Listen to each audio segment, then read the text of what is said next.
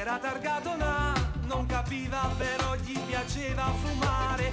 Aveva gli occhi la felicità e un boccione paesano passato sta canna.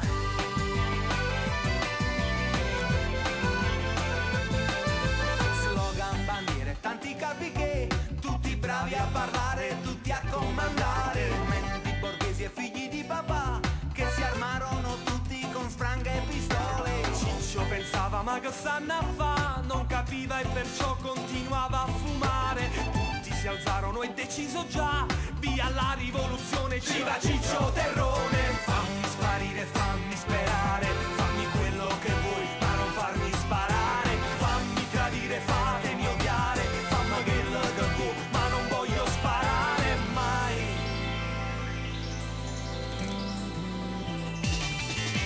Ciccio voltò le spalle e se ne andò e sperava nel giusto, cercando un mestiere. E dopo 86 concorsi entrò, arruolato nell'arma dei carabinieri. Smise col fumo e poi si innamorò di un carabiniere del Basso Treviso. Addestramento infine poi giurò e ad un tratto lo armarono per intervenire. Fammi sparire, fammi sperare, fammi quello che vuoi ma non farmi sparare. Fammi tradire, fatemi odiare, fammi quello che vuoi ma non voglio sparare. Fammi sparire, fammi sperare, fammi quello che vuoi ma non farmi sparare. Fammi tradire, fatemi odiare, fammi quello che vuoi ma non voglio sparare mai. Na na na na na na na na na na na na na na na na na.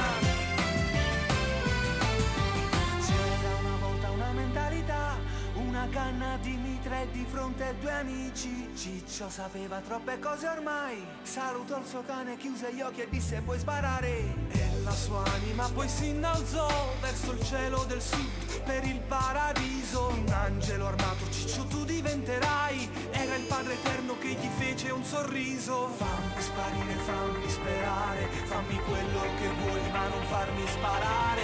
Fammi tradire, fatemi odiare, fammi quello che vuoi ma non voglio sparare mai.